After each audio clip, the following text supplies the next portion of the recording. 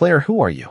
Daniel Pierce finally asked, but by then the question sounded almost foolish, like a man asking why the ocean was wet after he had already drowned in it. The ballroom at the Langford Grand had gone so quiet that Claire Whitmore could hear the soft click of a champagne flute being set down 3 tables away. 100 people stood beneath crystal chandeliers and gold-rimmed balconies, people who had laughed at Daniel's jokes all evening, people who had once looked through Claire as if she were a coat left behind in a lobby. Now none of them laughed. None of them whispered. Even the string quartet had stopped mid-note, bows hovering above polished wood, as if music itself had decided this was not a moment it wanted to interrupt. Daniel stood near the center of the room in his tailored black tuxedo, his face drained of its practiced confidence, one hand still curled around a glass he had forgotten to drink from. Beside him, Vanessa Cole, his fiancée, stood perfectly still in a crimson gown that suddenly seemed too bright, too loud, too desperate against the silence. Across from them, Claire did not move. She wore a simple cream dress, no diamonds at her throat, no glittering bracelet on her wrist, nothing that would have warned the room to be careful with her. Her brown hair was pinned loosely at the back of her neck, a few strands softened by the warmth of the lights. In her right hand was a small ivory envelope, the same envelope Daniel had mocked less than an hour earlier when he asked if she had brought a resume. The memory passed through the room now, without anyone saying it aloud. Claire had been standing near the auction table then, quiet, almost invisible, while Daniel smiled that charming courtroom smile he used whenever he wanted cruelty to look like wit. He had asked, "Claire, are you volunteering tonight, or did someone actually put your name on the guest list?" A few people had laughed because people with money often mistake politeness for permission, and because laughter is cheaper than courage. Claire had not answered, the program in her hand. That was how the night had begun for Daniel, with control, applause, and the old pleasure of making her small in public. But now control had slipped from him like water through open fingers. The giant screen behind the stage still glowed with her name, bright enough to stain the white tablecloths in pale blue light. Claire Whitmore. Founder, Whitmore Foundation. Owner, Whitmore Holdings. Principal benefactor of the Langford Children's Cancer Center. The words had appeared one by one, each line striking the room with the softness of snowfall and the force of a closing door. Daniel had stared at them as if the letters might rearrange themselves into something less humiliating if he simply refused to blink. They did not. The mayor had already risen to greet her. The hospital board had already applauded her. The foundation chair had already thanked her for 3 years of anonymous support, for the private wing she had funded, for the medical grants she had approved, for the children whose families would never know the name of the woman who had quietly kept their hope alive. And Daniel, who had once told her she would never matter outside his last name, had been the last person in the room to understand. 6 hours earlier, Claire had stood alone in her apartment on the 23rd floor of a quiet building overlooking the Charles River, watching Boston turn silver under a late November sky. The city looked calm from that height, all bridges, old brick, and headlights threading through the cold. Her dress hung from the closet door, plain by the standards of the people she would face that evening, but chosen with care. Cream wool, long sleeves, clean lines, no ornament. Daniel would call it boring if he saw it. He had always preferred women to look expensive enough to reflect well on him and fragile enough not to compete. Claire touched the fabric once, then looked at the small wooden box on her dresser. Underestimated. The ring was the only thing in the room that still looked exactly the same. Everything else had changed, almost rudely, as life tends to do when it gets bored of our suffering and starts rearranging furniture. The apartment was quiet, not the fragile quiet of the years after the divorce, when silence had felt like punishment, but the earned quiet of a woman who had built walls strong enough to keep the past outside. A wool coat hung over the back of a chair. A pair of black heels waited by the door. On the kitchen counter sat the ivory envelope, sealed and unmarked, containing the final document Claire would deliver that night. Not a love letter. Not a plea.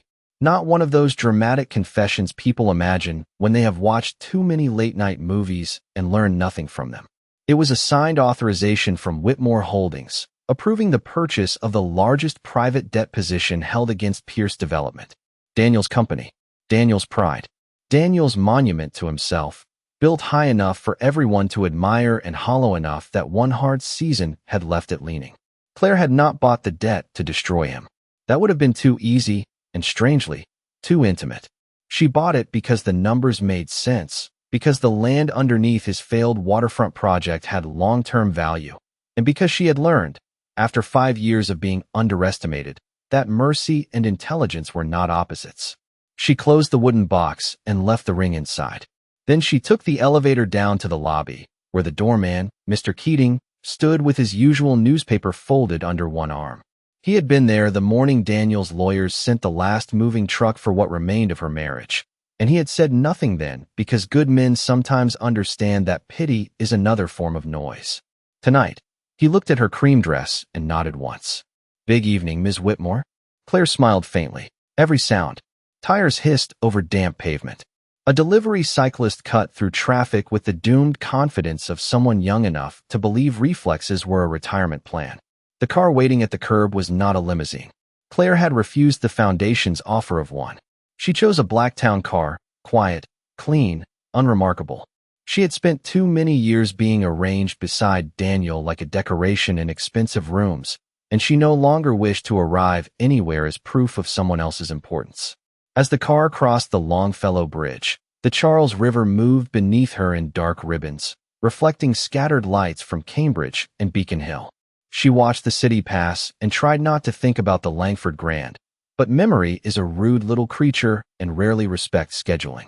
She remembered another gala 7 years earlier, before the divorce, before the lawyers, before she understood that loneliness could exist beside a husband in a crowded room. Daniel had stood with one hand at the small of her back, smiling at investors while correcting her under his breath. "Stand straighter, Claire. Laugh less. Do not mention the community clinic. These people care about scale." He had said it gently enough that no one else heard the insult. That was his gift, cruelty wrapped in cashmere. By the time dessert was served that night, she had felt smaller than the silver spoon beside her plate. The car turned onto Commonwealth Avenue, where brownstones sat shoulder to shoulder under bare-limbed trees. Claire touched the envelope in her lap. The paper inside was cool against her palm, almost weightless, which seemed unfair. A document capable of changing a man's future should have weighed more. It should have had gravity. It should have made the car sink an inch lower on its tires. Instead, it rested there like any other paperwork, because power, real power, did not always announce itself with thunder. Sometimes it came printed on 12 pages, initialed in blue ink, reviewed by 3 attorneys, and placed quietly in a woman's handbag. Her phone buzzed once. A message from Dr. Helen Morris, chair of the Children's Cancer Center Board. "We are ready when you are." Claire read it twice, then turned the screen face down. She had agreed to be named publicly tonight only because the hospital needed leverage for its next round of funding. Anonymous giving had protected her peace for 3 years, but peace, she had discovered, was not always the same thing as purpose. The Langford Grand appeared ahead, its limestone entrance glowing beneath brass lanterns, its red carpet cutting across the sidewalk like a stage set for people who mistook visibility for virtue. Cameras flashed near the doors. Guests moved in clusters of silk, tuxedos, perfume, and polished laughter. Claire stepped from the car without waiting for the driver to come around. For 1 second, no one noticed her. That was almost comforting. Then the doorman checked the guest list, saw her name, and straightened as if someone had just turned the temperature down around him. "Good evening, Ms. Whitmore," he said carefully. "They have been expecting you." The warmth of the Langford Grand hit Claire first, a soft wave of polished air carrying the scent of white roses, beeswax candles, expensive perfume, and money pretending to be generosity. The lobby was all marble floors and brass railings, with a ceiling high enough to make ordinary worries feel slightly underdressed. A 20-foot Christmas tree stood near the grand staircase, wrapped in tiny white lights, though Thanksgiving had barely passed, because hotels and department stores had apparently agreed long ago that time itself was just another thing to be decorated and sold early. Claire handed her coat to the attendant and kept the ivory envelope in her left hand. The young woman at registration looked down at the tablet, then looked up too quickly. Recognition flashed across her face, not the shallow recognition of celebrity, but the careful awareness people wear when they have been warned that someone important prefers not to be treated as important. "Ms. Whitmore," she said softly, Dr. Morris asked me to let you know the board reception begins in the East Room at 7:15. The main dinner is already open. Claire thanked her and accepted the place card without looking at it. She knew where she had been seated. Helen had told her 3 times, apologizing each time as if assigning Claire to the head table was some kind of personal injury. Claire had only laughed and said she had survived worse seating arrangements than philanthropy. Now, standing beneath the glow of the chandeliers, she was not so sure that was true. The entrance to the ballroom stood open ahead of her, spilling music and conversation into the hallway. Violins threaded through the noise. Glasses chimed. Men in tuxedos leaned toward one another with the grave expressions of people discussing golf as if civilization depended on it. Women in satin and velvet moved between tables with practiced ease, their smiles bright enough to photograph and controlled enough to survive publication. Claire paused at the threshold. 5 years ago, she would have searched for Daniel before entering any room. Not because she loved looking at him, though once she had, with the embarrassing devotion of a woman who had mistaken confidence for character. She would have searched for him because his mood determined the weather of her evening. If he was pleased, she could breathe. If he was irritated, she would spend hours trying to discover which invisible rule she had broken. Tonight, she saw him within 30 seconds. Daniel Pierce stood near the donor wall, exactly where a man like Daniel would stand, close enough to his own name to look accidental. He wore a black tuxedo with a midnight blue bow tie, his sandy hair touched with silver at the temples in a way that made him look distinguished instead of older, which was one of the many small injustices nature continued handing to men without asking women how they felt about it. Around him stood 3 developers, 2 attorneys, and a state senator Claire recognized from a hospital funding meeting. Daniel had one hand in his pocket and the other resting lightly at Vanessa Cole's waist. Vanessa was beautiful in the polished, curated way of women who had learned early that elegance could be used like a locked door. Her crimson gown swept the floor. A diamond necklace sat at her throat, catching the light each time she turned her head. Claire recognized it before she wanted to. The necklace had once belonged to a private collection auction for the pediatric wing Daniel had refused to support when they were married. Claire had begged him to bid on it for charity. He had told her children's hospitals were emotional branding, not strategy. Now it glittered on Vanessa as if hypocrisy had found a jeweler. Claire felt the old tightness gather beneath her ribs, familiar as a childhood scar. Then Daniel looked up. For one suspended second, his expression did nothing. No smile, no surprise, no guilt. Just the flat assessment of a man recalculating a room because an unwanted variable had walked into it. Then his mouth curved. Claire knew that smile. It had introduced her to strangers as his better half and dismissed her opinions before dessert. It had apologized in public while punishing her in private with silence. It had convinced rooms full of decent people that he was charming, which was really just bad lighting for the soul. Vanessa followed his gaze and saw Claire.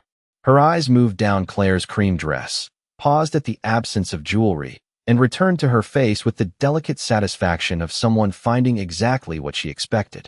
Daniel excused himself from his circle with a soft laugh and crossed the ballroom, as if approaching Claire had been his idea all along. Vanessa came with him, one hand resting on his sleeve. People noticed. They always noticed when Daniel moved, because he had spent his adult life training rooms to turn toward him. Claire stayed where she was. She did not lift her chin too high. She did not look away. Daniel stopped a few feet in front of her, close enough for her to smell his cologne, cedar and citrus, expensive and faintly aggressive. "Claire," he said, warm enough for witnesses, cold enough for her. "This is a surprise." Claire looked at him, then at Vanessa, then back again. "Daniel." That was all. One word. No tremor. No explanation. Something in his eyes sharpened because he had expected more. Anger perhaps. Embarrassment. Gratitude for being acknowledged. Humans do love ordering emotional meals from people they once starved. Vanessa smiled first. "I do not think we have formally met," she said. "Vanessa Cole." Claire accepted the offered hand. Vanessa's fingers were cool, her grip light, her smile carefully sweet. "Claire Whitmore. Pierce, once," Daniel added, with a small laugh for the people gathering nearby. "A very long time ago." Claire let the correction hang there without rescuing him from it. Then Daniel glanced at the envelope in her hand, and his smile widened by half an inch. Are you helping with registration tonight?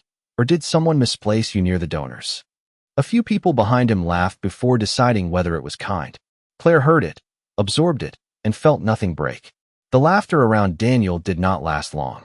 It was the polite kind, thin and temporary, the kind people release into expensive air when they are not sure whether a joke is funny, but are very sure the man telling it owns enough square footage to matter.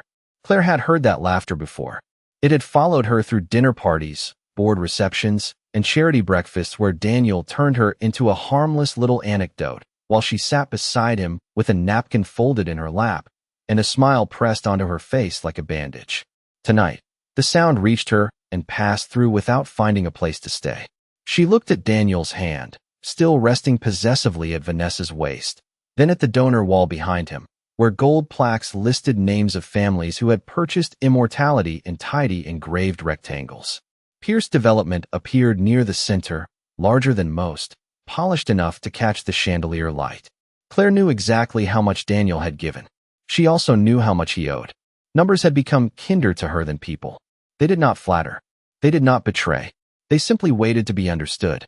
I am not helping with registration, Claire said at last, her voice quiet enough that several people leaned in despite themselves. Daniel blinked, as if the sentence had offended him by failing to tremble. Vanessa gave a small smile, bright and brittle. Then how lovely that you could attend. These events can feel intimidating when someone has been away from this world for a while. There it was, the silk glove over. The needle. Claire turned to her. You mean this room? Vanessa's smile tightened. This circle. I see. Claire glanced around the ballroom, at the men comparing cuff links, at the women measuring one another's dresses with the precision of surveyors, at the waiters moving between them like ghosts carrying silver trays. It looks smaller than I remembered. For the first time, Daniel's expression slipped. Not much, just a flicker near the mouth, the tiny crack that appears in porcelain before the whole cup decides whether to break. He recovered quickly because recovery was his favorite performance. Still the same Claire, he said, lowering his voice just enough to sound intimate, and therefore cruel. Always pretending not to care, while making sure everyone sees you pretending. A few people shifted. The state senator near the donor wall looked down into his drink as if the ice had become fascinating. Claire remembered that tone better than she remembered his face. It had lived in kitchens after guests left, in car rides home, in bedrooms where apology was expected from the person who had been wounded because discomfort, in Daniel's world, was always someone else's mess to clean. That was the old habit, was it not? Claire said, You spoke for both of us, and then called my silence agreement. Daniel's eyes sharpened. Vanessa's fingers tightened on his sleeve.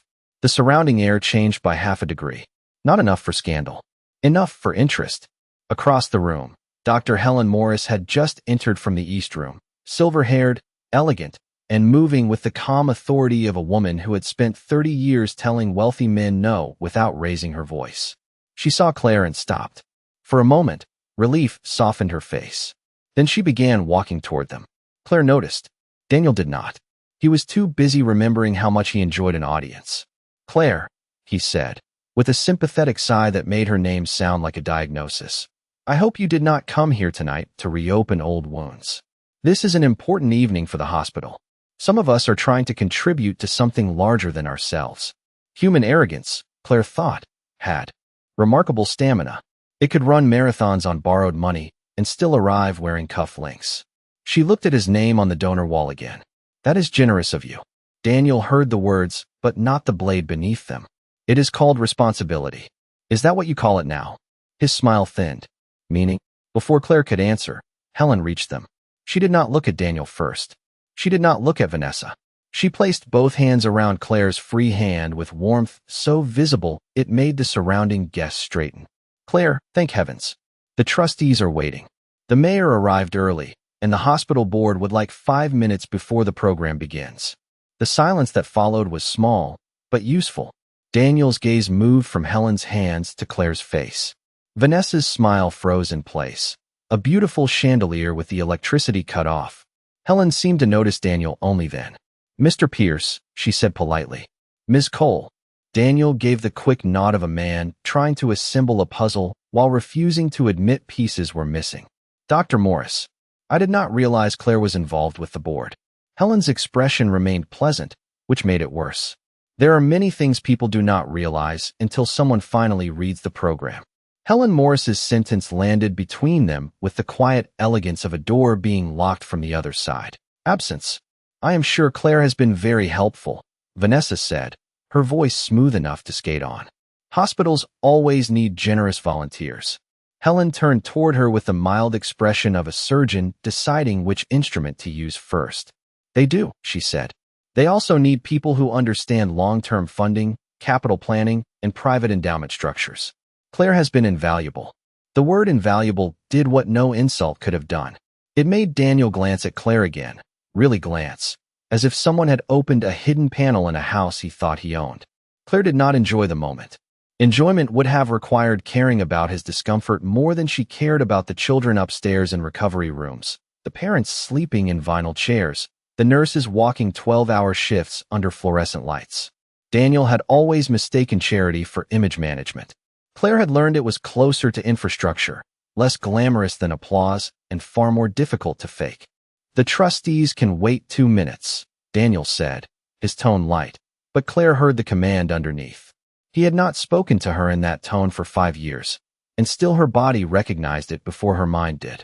The shoulder muscles tightening, the breath growing smaller. The foolish instinct to explain herself to a man who had never listened unless there was profit in it. She let the feeling rise, then pass. No, Claire said. It was only one syllable, but it was one Daniel had rarely heard from her when they were married. His brows lifted. No, blue of old habits. You have changed, he said. Claire thought about the years after him, the apartment with rented furniture, the first winter when she wore the same gray coat, because replacing it felt irresponsible, the nights she ate toast over the sink, while reading investment reports she barely understood until repetition turned them into language.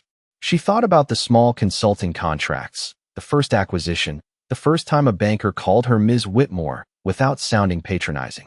She thought about the foundation's first anonymous donation, made in memory of a girl named Sophie whose mother had cried quietly in a hospital hallway because the bill was larger than hope.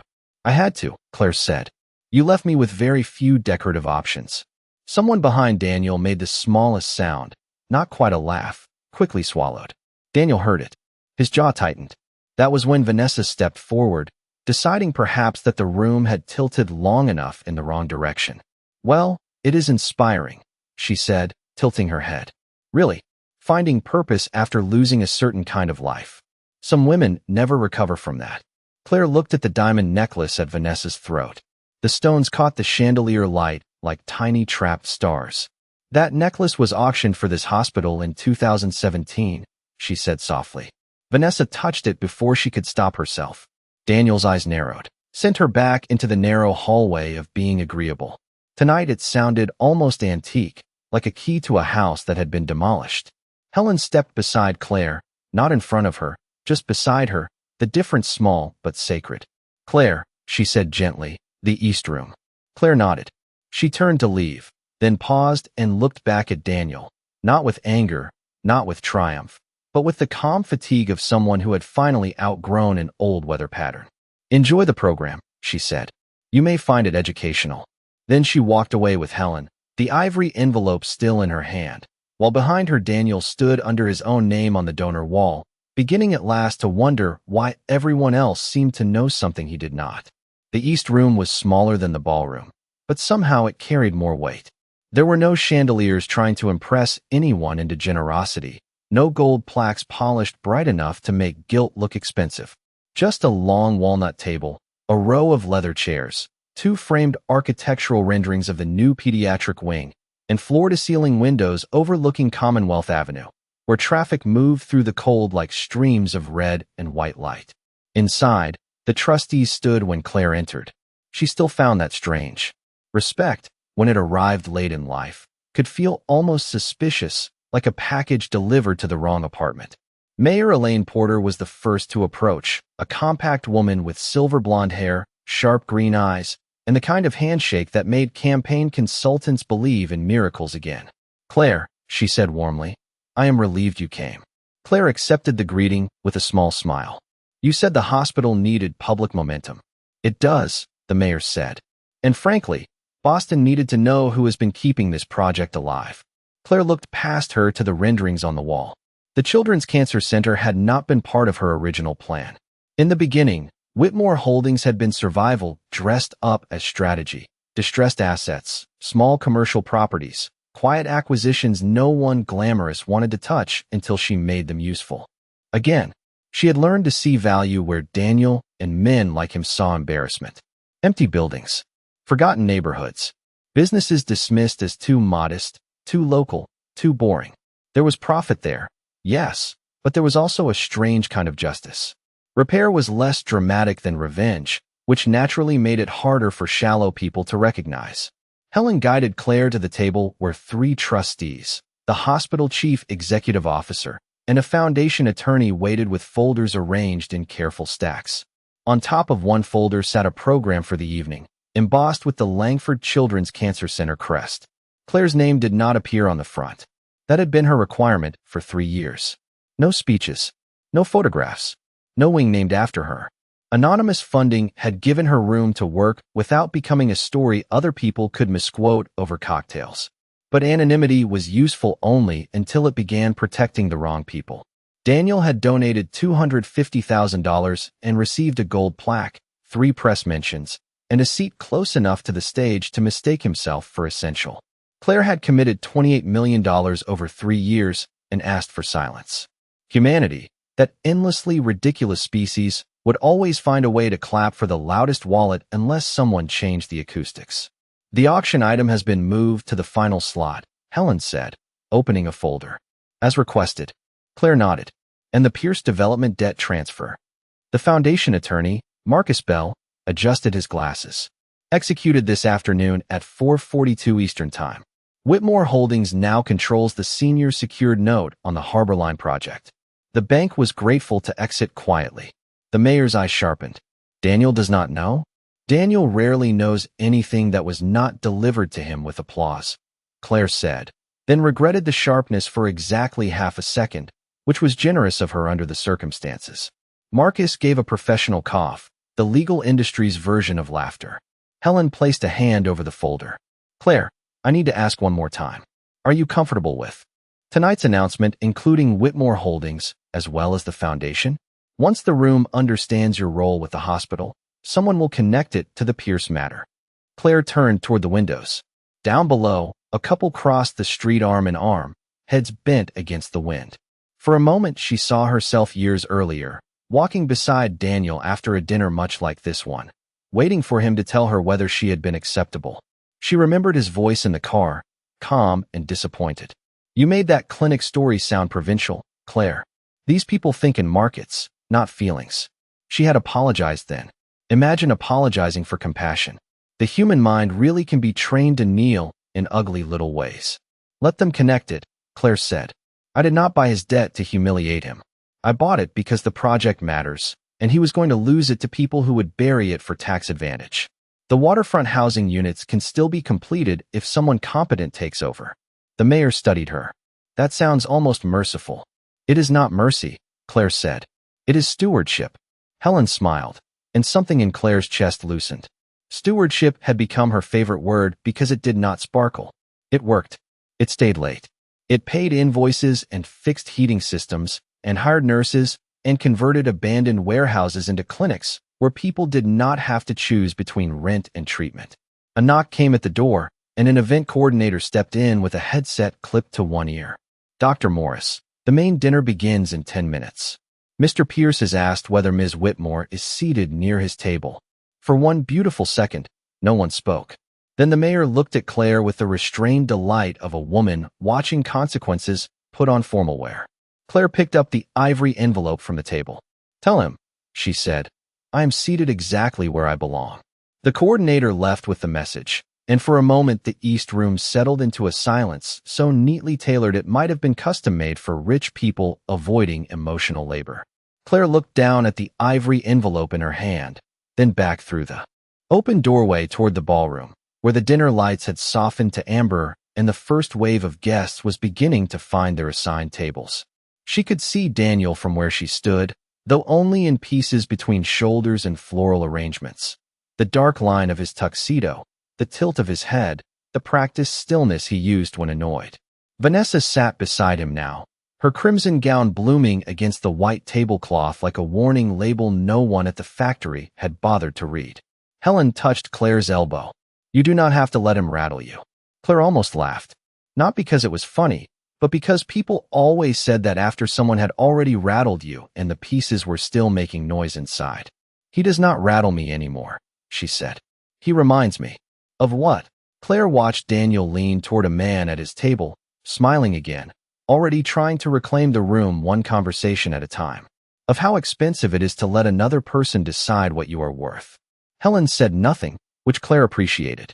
Silence, in the right hands, was not emptiness. It was respect with better manners.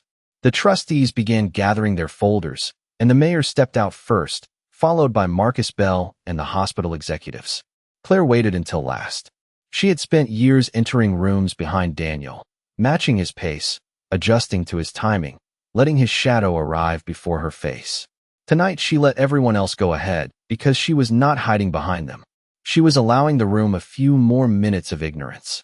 Humans enjoy suspense, apparently, even when they are the ones about to be educated by reality. When Claire returned to the ballroom, the atmosphere had shifted into dinner mode.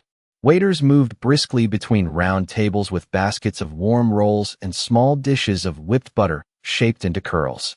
The scent of roasted chicken, rosemary, and lemon drifted through the air, mixed with the sharper note of white wine and winter flowers. The stage at the far end of the room glowed beneath blue lights, and a large screen displayed the hospital crest. Langford Children's Cancer Center, Annual Benefit Dinner. Beneath it, a smaller line read, "Building Tomorrow's Care Today." Claire took her seat at the head table between Helen and Mayor Porter. She felt the exact second Daniel saw her there. It moved across the ballroom like a draft under a door. Vanessa saw it too. Her posture stiffened, and the diamond necklace at her throat flashed as she turned toward Daniel with a question she was too proud to ask aloud. Daniel, to his credit, did not stare for long. Men like him knew how to lose privately while looking public. He lifted his water glass, smiled at someone across the table, and pretended the seating chart had not just insulted his entire understanding of the universe. Dinner began with speeches from people who used phrases like community partnership and transformative care, while donors nodded solemnly and checked their phones under the table because civilization is mostly hypocrisy with better lighting. Claire listened, but her attention wandered to table 12, where Daniel was performing ease. He laughed too loudly at the developer on his left. He touched Vanessa's hand at the wrong moments. Twice he looked toward the head table, and twice Claire did not look away first. The first course was served, butternut squash soup in shallow white bowls, garnished with toasted pumpkin seeds and a thin ribbon of cream. Claire remembered a dinner years ago when Daniel had criticized her for ordering soup at a gala because, according to him, it made a woman look provincial. The memory should have hurt. Instead, it arrived wearing a ridiculous hat. Imagine building an identity around soup superiority. The master race of bisque, apparently. Helen leaned close as applause rose for the first speaker. The auction begins after dessert. The painting is last. Claire nodded. The painting. Daniel's painting, though not legally anymore. A coastal landscape by Eleanor Voss, once displayed in the Pierce family office, later pledged as collateral during one of Daniel's increasingly creative financial emergencies. The bank had quietly released it as part of the debt package Claire's company had purchased that afternoon. Tonight, at Claire's request, it had been donated to the hospital. Auction under anonymous ownership. Daniel would want it back. Not because he loved art. Because he loved possession, and nothing irritated him more than a symbol escaping its cage. Across the ballroom, Daniel opened his program and froze. Claire knew he had reached the final auction page. She watched his thumb stop over the listing, watched his eyes narrow at the words, "Private collection, anonymous donor." Then slowly, very slowly, Daniel looked up. Daniel looked up slowly, and Claire saw the moment recognition failed him. It was not that he understood too much. It was worse. He understood just enough to become afraid of what he did not understand. The Eleanor Voss painting had been in his father's office when Daniel was a boy, a gray-blue coastal scene of a lighthouse standing against a winter sea, modest compared with the louder art wealthy men buy when they need walls to applaud them. Daniel had never cared for it as art. He cared for it as proof. It belonged to the Pierce family, therefore it belonged near him, therefore the world had remained in its proper arrangement. That was the entire philosophy of men like Daniel, dressed up in estate planning and good tailoring. Ownership was not stewardship to him. Ownership was reassurance.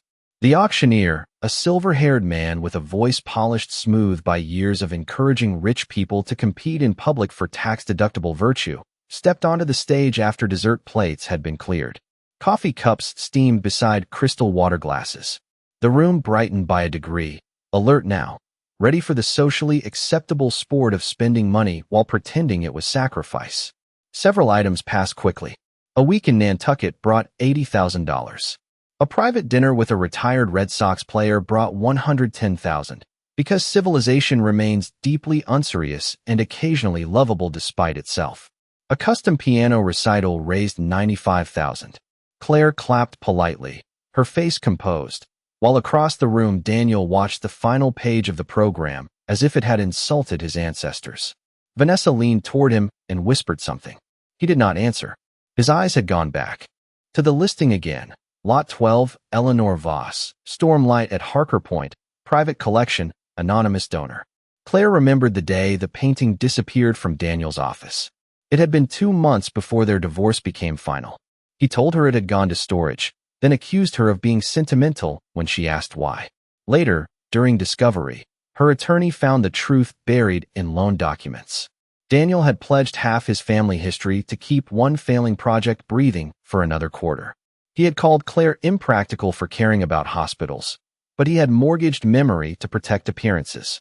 The irony had arrived late, wearing an expensive suit and asking for a table near the stage. Now, the auctioneer said, our final item this evening is a remarkable piece with a remarkable story. The large screen shifted to an image of the painting.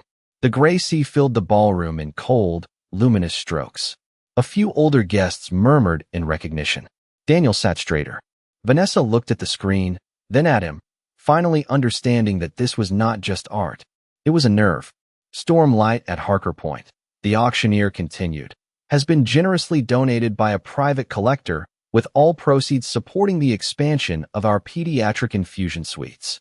Claire felt Helen glance at her, but she kept her eyes on the stage. We will begin the bidding at $50,000. A paddle rose near the front. Then another. 50 became 75, then 100, then 150. Daniel waited, because men like Daniel loved timing almost as much as they loved mirrors. At 200,000, he lifted his paddle with theatrical calm. The auctioneer smiled. $200,000 from Mr. Pierce. A low ripple moved through the room. Daniel relaxed by perhaps 1 inch. Vanessa placed a hand over his on the table, smiling now, reassured by the familiar choreography of his public victory. Claire did nothing. She let another bidder take it to 225. Daniel raised to 250. The room applauded lightly. He glanced toward Claire, and there it was again, that old look, the one that said he expected her to understand the natural order had been restored. The painting was his. The room was his. The ending was his. Claire turned her water glass once on the table. Then Marcus Bell, seated 2 tables behind her by design, raised a paddle on her behalf. $500,000, the auctioneer said, his voice cracking just enough to become human. The ballroom shifted. Heads turned, first toward Marcus, then toward the head table, because everyone in rooms like that could smell a proxy bid the way sharks smell blood and consultants smell billable hours.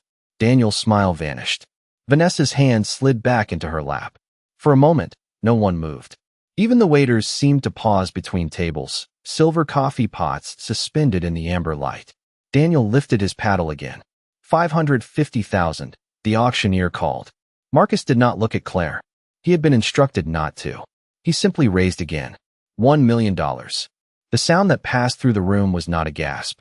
It was more refined than that, because these people had paid too much for dental work to gasp openly. But it was close. Daniel stared at Marcus, then at Claire. This time, Claire met his eyes. She did not smile. She did not need to. The lighthouse on the screen stood alone against the painted storm, and for the first time that evening, Daniel looked like the weather had found him. The auctioneer recovered first, because professional fundraisers are trained to survive moments that would make ordinary people reconsider every career choice since high school. $1 million, he repeated, his voice steadier now, warming to the room's sudden hunger. We have $1 million for Stormlight at Harker Point. Do I hear 1,100,000? Every face turned toward Daniel, not openly, never openly, because open curiosity was for airports and family reunions, not philanthropic dinners where people hid their appetite behind linen napkins. Daniel sat very still. Claire knew that stillness. It was calculation. It was pride trying to do math while bleeding dignity into the carpet. Vanessa leaned close to him again, her lips barely moving. Daniel, what is happening? He did not answer her. His eyes were on Marcus Bell, then on the head table, then back to the painting glowing on the screen. The lighthouse stood against its painted storm, indifferent to billionaires, debt structures, old names, and one man's desperate need to own what had already left him. 1,100,000, Daniel said at last, raising his paddle without looking away from Claire. A murmur traveled through the ballroom. It was no longer about art. Everyone knew that now. The painting had become a public instrument, and Daniel was playing it badly.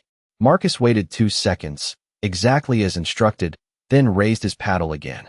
$1,500,000, the auctioneer called, and this time the room truly shifted. A woman near the front pressed her fingers to her pearls. The senator sat back in his chair. Someone at table 10 whispered, "Who is he bidding for?" Which was a foolish question, but society survives on foolish questions asked in expensive shoes. Daniel's face changed color by degrees, not dramatically enough for pity, but enough for those who knew money to recognize danger. Vanessa placed a hand on his arm. "Daniel," she said softly, "maybe let it go." Claire almost felt sorry for her. Almost. Vanessa had entered the evening believing she was standing beside certainty, beside a man whose name opened doors and whose confidence could pay for its own lighting. Now she was discovering that some doors had been mortgaged, some lights were rented, and confidence, while fashionable, remained a poor substitute for liquidity.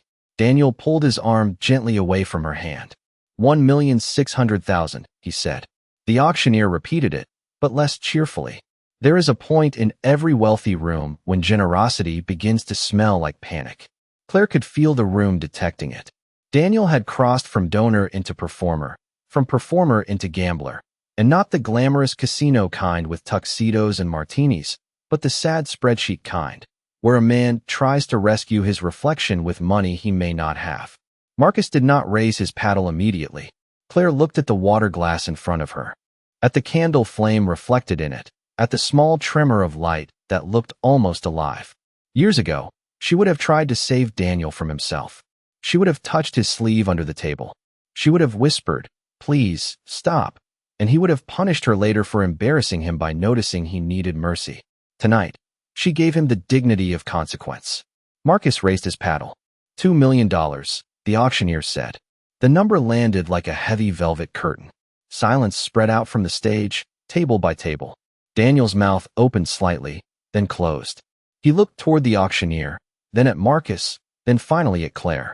For the first time that evening, there was no charm left in him, only disbelief. Vanessa's smile had disappeared completely. Helen sat beside Claire, composed, but Claire saw her hands folded tightly in her lap. Mayor Porter looked straight ahead with the solemn expression of a public official pretending not to enjoy private justice, which is to say, not very convincingly. The auctioneer cleared his throat. $2 million. Going once. Daniel did not move. Going twice. Still nothing. Claire watched him, not with cruelty, but with a strange, quiet sadness. This was what he had never understood. Losing the painting did not make him small. Needing the room to believe he could not lose it did. The gavel came down. Sold for $2 million. Applause erupted, bright and uncertain. The way people clap when they have witnessed something important but are not yet sure whether it is safe to celebrate. Marcus lowered his paddle. Daniel remained seated, staring at the screen. Then, because pride is a disease with excellent stamina, he stood. The applause thinned. Heads turned again, those elegant human radar dishes rotating toward fresh disaster. Daniel buttoned his tuxedo jacket with careful hands and smiled at the auctioneer. "Before we move on," he said, his voice carrying clearly, "I think the room deserves to know who is actually behind that bid." Claire felt Helen's body stiffen beside her. Daniel turned, finally pointing his words toward Claire without saying her name. Because I would hate for anyone here to mistake borrowed influence for generosity. For 1 second, the ballroom did what polite society does best when someone says something ugly in a nice suit. It pretended the ugliness had arrived by accident. Daniel stood beside his table with his shoulders squared, his voice still ringing softly against the high ceiling. Borrowed influence. The phrase moved through the room with a perfume's cruelty, invisible but impossible to ignore. Claire watched faces turn toward her and then away, each person deciding how much curiosity could be safely displayed without looking vulgar. The auctioneer held his small wooden gavel as if it had become a live bird. Helen's hand tightened around the edge of her program. Mayor Porter's expression cooled into the kind of civic disappointment usually reserved for budget hearings and men who call themselves visionaries while asking for tax breaks. Claire did not stand. Not yet.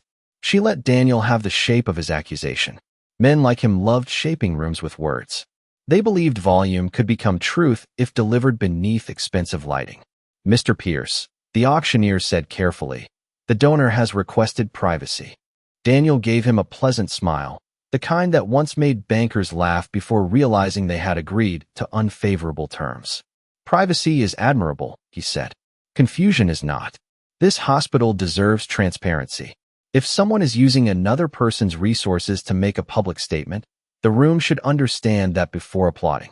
Vanessa looked at him then, really looked, and Claire saw fear flicker through the shine of her composure. She had expected competition. She had not expected exposure. There is a difference, and it tends to arrive holding paperwork. Marcus Bell rose from his table before Claire could, buttoning his jacket with the calm precision of a man whose entire profession was built on preventing fools from confusing confidence with evidence. For clarity, he said, the bid was placed by my office on behalf of a verified client. Funds have been confirmed. Daniel turned toward him. And the client? Marcus glanced at Claire, then back to Daniel. Is under no obligation. To satisfy your curiosity. A few people made small sounds into their napkins, because apparently the human soul can achieve poetry when given legal phrasing and dessert wine. Daniel's smile did not move, but his eyes hardened. Then perhaps the client should stop hiding behind attorneys. That was when Claire stood. No rush. No sharp movement. She placed her napkin beside her plate, lifted the ivory envelope from the table, and rose in the simple cream dress Daniel had mistaken for insignificance. The ballroom quieted more quickly than she expected. Or perhaps it had been waiting to. Daniel, she said, and her voice carried without force because quietness, when it is not fear, has excellent acoustics. You are embarrassing yourself. The sentence was not loud, but it cut cleanly through the room. Daniel's face tightened. I am asking a fair question. No, Claire said. You are asking the same question you asked throughout our marriage, only dressed differently. Who gave Claire permission? Who is standing behind Claire? Who is paying for Claire? Who benefits from Claire if Claire cannot possibly be enough on her own? The silence deepened. Somewhere near the back, a fork touched a plate and stopped. Vanessa's hand rose to the diamond necklace at her throat, then fell again, as if even the stones had become too risky to defend. Claire walked from the head table toward the stage, the ivory envelope held lightly at her side.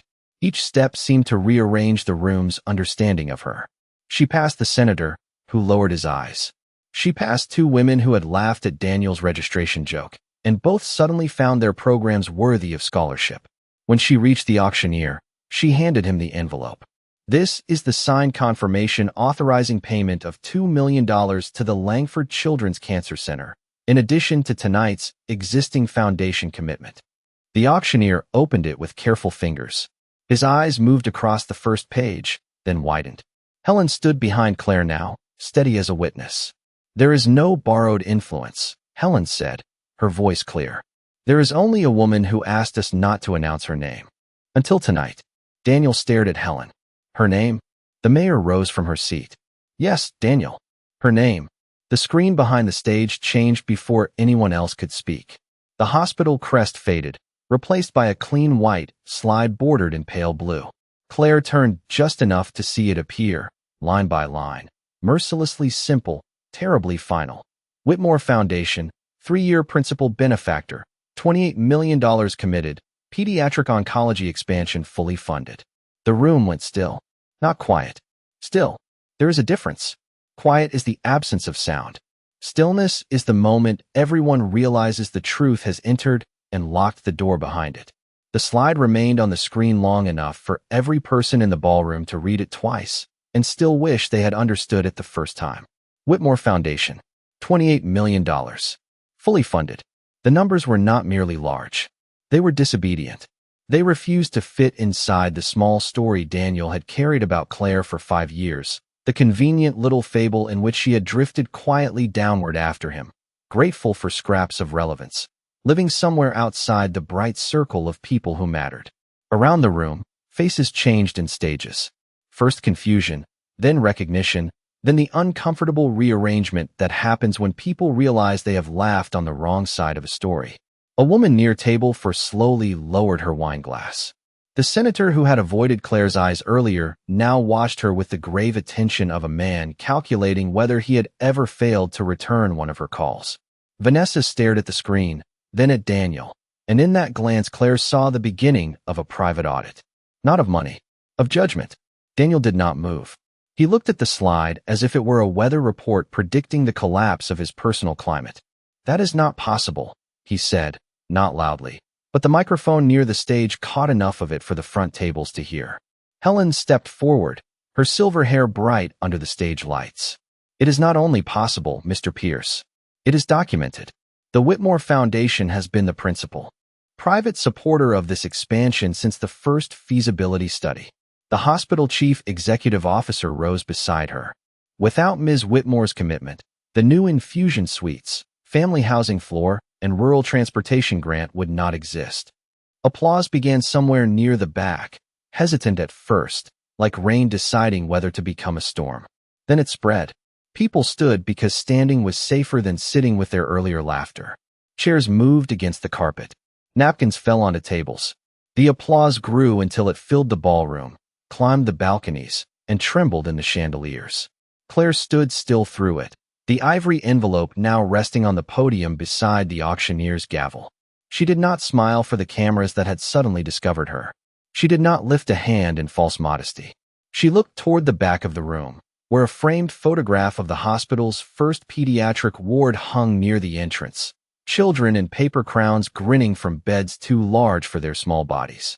That was why she had allowed this. Not for Daniel. Not for applause. Not even for vindication, though vindication did have a clean, sharp smell tonight, like cold air after a storm. She had allowed it because secrecy had done its job, and now visibility could do the next one. Then the screen changed again. A second slide appeared, this one bearing the logo of Whitmore Holdings. Claire felt Daniel's attention snap toward it before she saw his face. Marcus Bell stepped to the microphone, calm as a tax code and about as sentimental. In addition to tonight's charitable commitment, Whitmore Holdings has authorized a redevelopment partnership for the Harborline Waterfront Project, pending restructuring and new management oversight. The words moved through the room more slowly than the donation had, because business fear requires a different digestive system. Developers leaned forward. Attorneys exchanged looks. Daniel's face lost the last of its color. Harborline was his crown jewel, or it had been advertised that way in glossy renderings and investor breakfasts.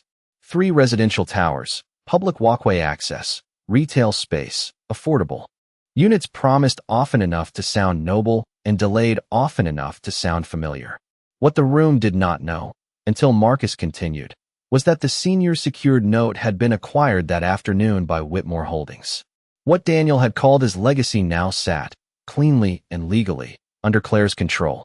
The goal, Marcus said, is completion, not liquidation. The hospital foundation will receive a portion of long-term commercial lease revenue from the finished project.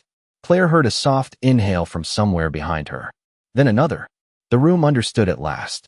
She had not merely donated. She had connected the failing monument of Daniel's ambition to the future of the children's hospital he had once treated like a public relations accessory. It was elegant enough to be cruel, except cruelty wasted too much energy. This was strategy. Daniel took one step toward the stage.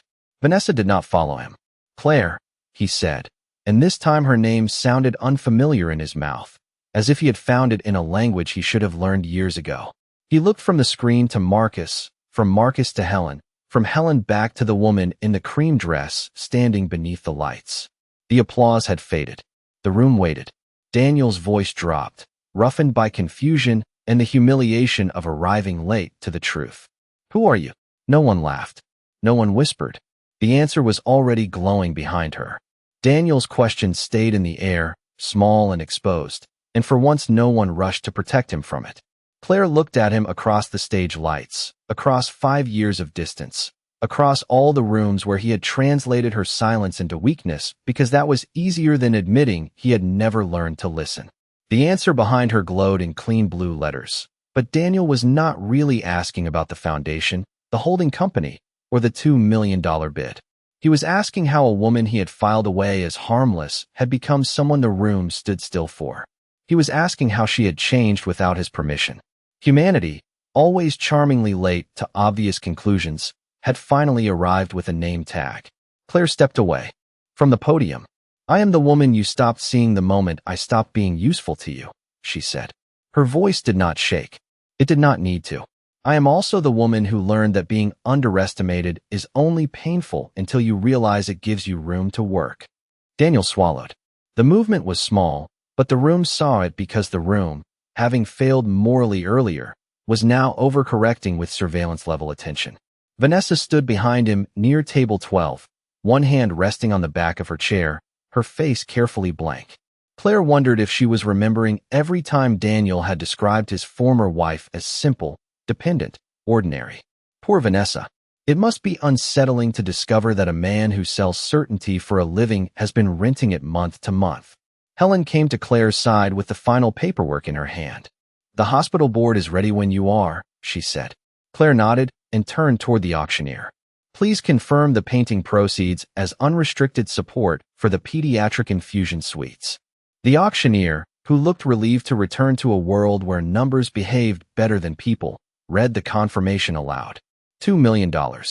Paid in full. No conditions. No naming rights. The applause that followed was different this time. Not uncertain. Not social. It rose slowly, then fully, with a warmth that seemed to travel through the carpet, up the table legs, into the crystal glasses and silverware. Claire did not mistake it for love. Applause was weather. It came, it passed, and sensible people carried their own coats.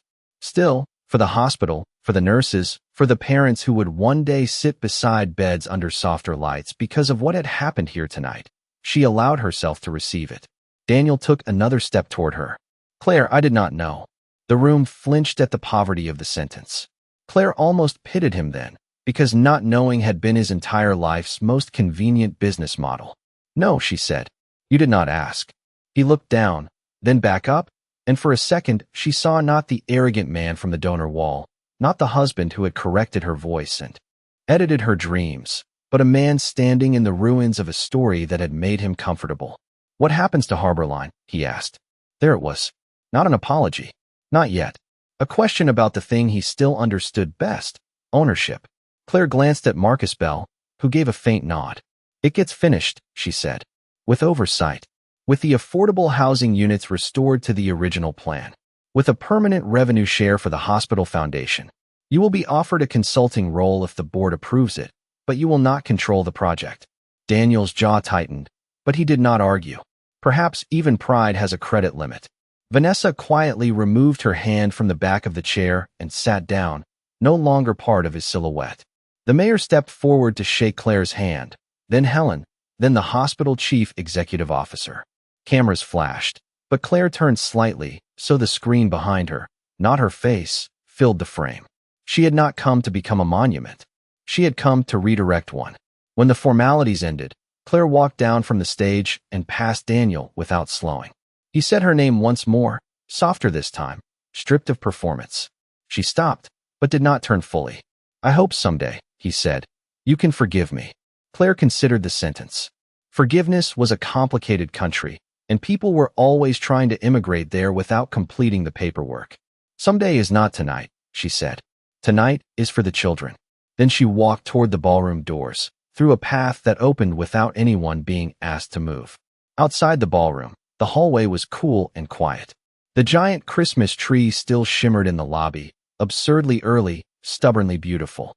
Mr. Keating from her building would probably ask whether the evening had been big when she returned home. Claire smiled faintly at the thought. Behind her, the room remained silent for several seconds after she left, not because people had nothing to say, but because they had finally understood that some women do not return to prove they survived. Some return because they have work to finish, and the world, inconveniently for the people who doubted them, needs what they built. Claire did not take the town car home right away. The driver was waiting at the curb beneath the brass lanterns, engine humming softly, but she asked him for 10 minutes and stepped instead into the cold Boston night. The air struck her cheeks with clean November sharpness, carrying the smell of wet stone, traffic, and the faint roasted sweetness from a vendor cart half a block away. Behind the tall windows of the Langford Grand, the benefit dinner continued in a strange muted glow, as if the ballroom had become an aquarium full of rich people learning, too late in the evening, that glass works both ways. Claire walked slowly along the sidewalk, her coat open, the cream dress hidden beneath dark wool now, the ivory envelope gone from her hand because its work was finished. For the first time all night, she let herself feel tired. Not fragile, not defeated, just tired in the ordinary human way, which somehow felt luxurious. 4 years after Daniel, exhaustion had come with fear attached to it. Fear of bills, fear of headlines, fear of discovering one more account he had touched, one more friend who had quietly chosen his version because it was better dressed. Tonight her tiredness had no teeth. It simply sat beside her like an old dog, loyal and inconvenient. She stopped beneath a bare maple tree and looked back at the hotel entrance. Guests were beginning to leave in small groups, wrapped in fur collars, wool coats, and expressions they had not worn when they arrived. Some looked thoughtful, some looked embarrassed. A few looked annoyed, which Claire found almost comforting. Moral discomfort, like physical therapy, often made people resent the person who proved they needed it. Her phone buzzed in her coat pocket. A message from Helen appeared first. The board is grateful. The families will be more grateful than they will ever know. Claire read it twice, then saved it without replying. Another message followed from Marcus Bell. Daniel requested a meeting regarding Harbor Line. I told him Monday at 10, with council present. Claire smiled despite herself. There was poetry in making Daniel Pierce wait through a weekend, though poetry probably deserved better company. Then a third message arrived from an unknown number. For a moment she knew, before opening it, that it was Daniel. The text was simple. I truly did not know what you had become. Claire stared at the sentence until the screen dimmed. What you had become. Not who you had always been. Not what he had failed to see. Even now, his language tried to make her transformation the event, not his blindness. She turned the phone off and slipped it back into her pocket. Some messages did not deserve the dignity of delivery confirmation.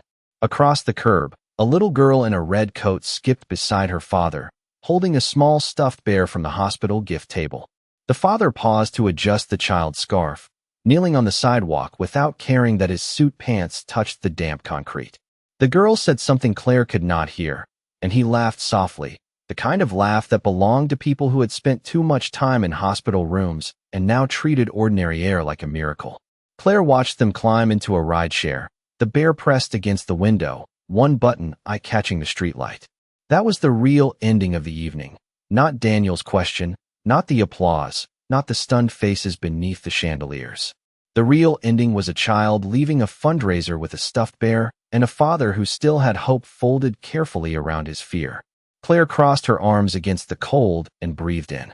5 years ago, she had believed ruin was an ending because Daniel had described it that way. He had made abandonment sound like failure, loneliness sound like proof, survival sound like something small women did when great men moved on. But ruin, she had learned, was often just demolition without the courtesy of blueprints. It cleared what never should have stood. It exposed foundation. It asked, brutally, what could be built now? When she finally returned to the car, the driver opened the door with a respectful nod. Back to Cambridge, Ms. Whitmore? Yes, please. She settled into the back seat, and as the car pulled away from the hotel, Claire looked once through the rear window. The Langford Grand receded behind her, gold-lit and enormous, full of people who would spend the next week retelling the story in ways that made themselves look slightly more perceptive than they had been. Human beings, bless their little revisionist hearts, could turn a public lesson into self-improvement theater before the valet brought the car around. Claire did not mind. Let them talk. Let them wonder how they missed her. Let Daniel spend the weekend reading documents with attorneys who billed by the hour and smiled by the quarter hour. She had no desire to haunt him. Ghosts remained tied to old houses, and Claire had spent too long building new ones. The car crossed the river, and Boston opened around her in dark water, bridge lights, and winter sky. In the wooden box at home, the old ring would still be waiting. Tomorrow, perhaps, she would take it to the jeweler and have the metal melted down into something useful.